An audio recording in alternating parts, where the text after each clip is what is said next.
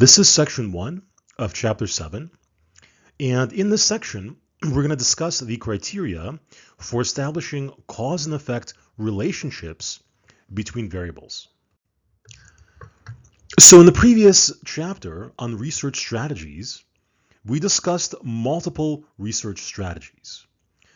Descriptive research, designed to describe and measure a single variable. Correlational research, designed to establish a relationship between variables. But many times, our curiosity about the world takes us beyond mere description and correlation. We often desire to know why things happen. We are curious beings. We want to know the causes and explanations of events in the world. And beyond mere curiosity, which may power basic research, in the realm of applied research, that is research whose goal is to improve the world or solve some problem, understanding the causes of events also becomes critically important. So take the example of violent video games and violent behavior. If this is a mere correlation, if there's no causal relationship between violent video games and violent actions, then we don't have to worry about video games. Then we don't have to regulate video games or vilify video games. Okay? However, if there is a causal relationship, if exposure to violent video games does actually increase violent behavior in kids or adults, well, in that case, maybe we have to take action. In that case, maybe restrictions make sense, age limits of some kind, regulations. Or at the very least, we should warn parents about the effects that these games may be having on their kids. So distinguishing between causality and correlation is really important, not just to satiate curiosity, but also from the standpoint of applied research and public health. Now, of the strategies that we discussed, the only one that is designed for the purpose of establishing a cause and effect relationship between two variables is the experimental research strategy. And so to have a true experiment, as opposed to a quasi-experiment, you have to demonstrate that changes in one variable are directly responsible for changes in another variable. And doing so would provide evidence of a causal relationship, assuming your study is well designed and confounds have been controlled for. So what is required in order to have a true experiment? And the answer is there are 4 distinct elements that need to be present if you want to have a true experiment. And those are as follows: manipulation, measurement, comparison, and control. And we'll talk about each of these in turn. So manipulation. This is when the researcher manipulates one of the variables, called the independent variable, by changing its value. And in doing so, you create 2 or more different conditions. So that's being shown here. Where's my, okay? So you have some variable, you manipulate the variable and create 2 conditions, A and B, sometimes called treatments or treatment conditions. So in the video game study that I referenced earlier in the chapter, where you want to know whether playing violent video games causes violent behavior, what you're manipulating is which type of video game the kids are going to play, either violent or non-violent. So that's your manipulation, and that creates 2 conditions or 2 treatments that you will eventually compare against each other. So 2 is measurement. And we spent a lot of time talking about different kinds of measurement and the challenges of measurement. So in an experiment, the dependent variable is the variable that you're going to measure following the manipulation of the independent variable. So in the video game study, kids were assigned to one of two conditions, violent or non-violent video game, and afterwards they were allowed to roam free and play. At which point scientists observed the kids and recorded aggressive or violent behaviors. So this was the measurement. This was the dependent variable, the number of aggressive behaviors. And of course, we talked about the importance of operationalizing your variables, which means defining them in such a way that allows for a measurement to be collected. So a clear, precise definition that allows for a measurement. So remember, something like aggression is a psychological construct that you can't see directly. All you can do is infer its presence by measuring some outward manifestation of aggression. And in this case, in the form of specific behaviors like kicking, punching, scratching. Okay. So aggression was operationalized as the presence of specific behaviors. Now, as an aside, something to consider is how decisions that are made at this step can shape your results. So in defining aggressive behaviors, punching somebody in the face, I think, is obviously an aggressive behavior, and nobody would dispute that. Giving somebody a flower is obviously not an aggressive behavior, and nobody, I don't think, would dispute that. But there's going to be a gray area. There are going to be some behaviors that may be classified as aggressive by some, but not others. So for example, a light shove, should that be counted as an aggressive behavior? What about yelling at somebody very loudly? What about calling somebody mean names? What about excluding somebody? Okay. Do those qualify as aggressive behaviors? And some people might say yes, some people might say no. The point is, depending on how broad or restrictive your definition is, this can really sway your results.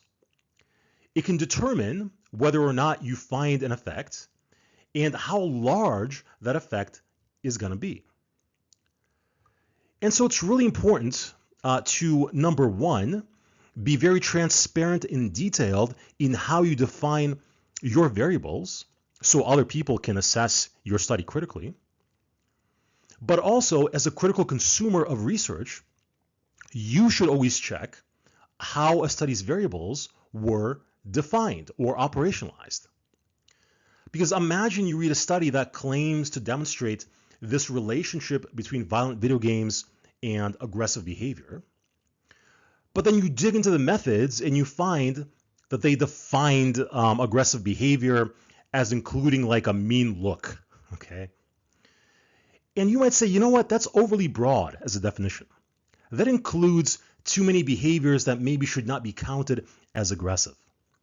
And as a consequence, it may exaggerate or overestimate the impact that a violent video game has on violent behavior.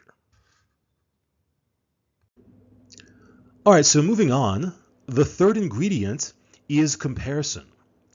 So here we're talking about comparing your measurements, the dependent variable, between the two groups. So in the context of the video game study, you want to know whether the kids in the violent video game group engaged in more aggressive behaviors than those in the non-violent video game group. And here you can imagine some kind of bar graph or some kind of plot that allows you to visually observe the data and see a difference with your eyes if there's a difference. But it won't merely be a plot. You also have to perform some kind of statistical analysis on the data to see if any difference that you find is a significant difference. So for example, let's say that the kids in the non-violent video game group performed an average of 3 aggressive behaviors in some time window. And let's say that the kids in the violent group performed an average of 4 aggressive behaviors in some time window. Now, mathematically, that is a difference, but is it a difference that you should care about? Is it a significant difference, or the sort of difference that you might expect to occur by chance alone?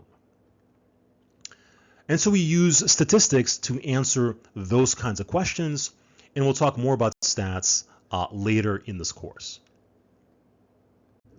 And finally, the fourth element is control. So this refers to controlling all other variables to ensure that no variable other than the independent variable is influencing your results, is influencing the dependent variable. And we talked a lot about this in the previous chapter. So this refers to the problem of controlling for confounding variables. And a confounding variable is an extraneous variable that systematically exerts some effect on your dependent variable. And in doing so, might provide an alternative explanation for your results, which of course threatens the internal validity of your study. So in this case, control implies removing any systematic differences between your conditions other than, of course, the independent variable. So you want, for example, the participants in each condition to be very similar. So again, for example, if the kids in one condition are older than the other, well, that's a confound. Is it the violence or the age that explains any difference in aggressive behaviors? And I mean, this can get kind of tricky. So again, in this video game example, so in the study, you have people play one of 2 video games, a violent video game or a non-violent video game. And ideally, you want to create a scenario where these 2 games are as similar as possible, with the one exception of violence. So the presence or absence of violence ideally would be the only difference between these games. Now, I don't know exactly what that looks like, but this is what you want. Because let's say, for the sake of argument, that the violent video game is harder than the non-violent video game. Okay, so it's much harder. And afterwards, you measure more aggressive behaviors in that condition. Now, is that from the violence or from the difficulty level of the game? Maybe it's caused by the frustration that the difficulty level caused. Okay? And now, if you have no way of adjudicating between these 2 explanations of your data, then your study is flawed and causality between the variables cannot be established. All right, so let's officially define some terms that we've been alluding to up to this point. So the independent variable, as was stated in the previous slide, is the variable that is manipulated by the experiment to create a set of treatment conditions.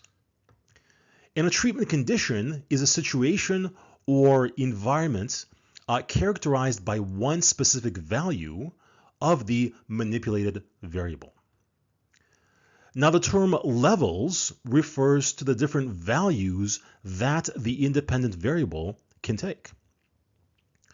So in the video game study, the independent variable was the presence or absence of violence in a video game. And there were 2 levels, violent and non-violent, which creates 2 treatment conditions.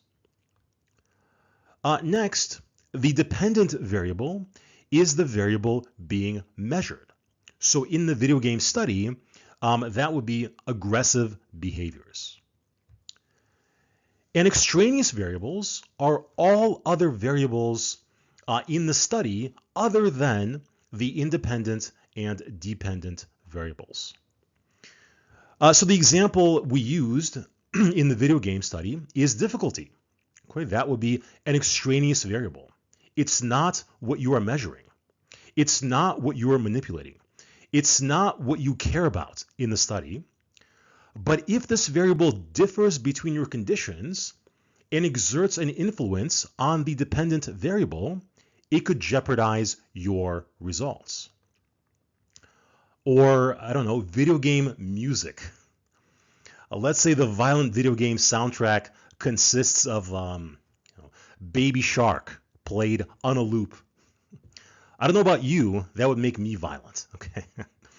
So extraneous variables can become confounding variables.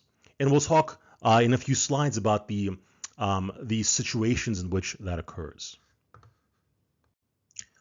So here we're alluding to what is known as the third variable problem. And again, so this is when you find a relationship between two variables, but that relationship is actually being driven by some third variable that you may or may not be aware of. And this is a challenge because it's often very difficult to isolate variables because variables are often interconnected to other variables. So here's an example, another example, also relating to aggression. So there appears to be a relationship between hairiness and aggression. So one possibility is that maybe being hairy makes you aggressive, or maybe being aggressive makes you hairy, or maybe there's a third variable like testosterone, the presence of which makes people hairier and more aggressive, suggesting that the relationship between hairiness and aggression is merely correlational and is driven by this other third variable. So the third variable problem is one obstacle when trying to demonstrate causality. Another obstacle is the problem of directionality. So in the case of violent video games and aggression, if there's a causal relationship, the direction of that relationship may be unclear. So is it that violent video games are causing aggressive behaviors? Or could it be the case that kids that are already aggressive for any number of other reasons will gravitate towards video games that are more aggressive? Okay? So that's the directionality problem. And so both problems are being illustrated here in this figure. So you have a relationship between two variables, A and B. And so is A causing B? Is B causing A? Or is there some other variable that is driving this relationship, the variable C? And that would be an example of the third variable problem. So in this section, we discussed some of the challenges that you will face if you wish to go beyond mere correlation and explore possible causal relationships between variables. So when conducting an experiment, you are trying to control nature. You are creating a very unnatural, contrived situation designed to isolate two variables away from all the other variables that they're connected to, so that you can examine the effect that one variable exerts on the other. And now, even though experiments in psychology are often contrived and appear unnatural, sometimes that is what is required in order to truly understand how something operates. Now, a good analogy to this is gravity. If you just drop objects, the effects of gravity will be visible, but also concealed and possibly contaminated by other factors and other forces. For example, air resistance, which are different from gravity, but will influence how objects behave. So to really understand gravity, you have to separate its effects from these other factors, other variables, other forces, which often requires a contrived laboratory setting. And the same logic applies to the psychological forces that we study as behavioral scientists.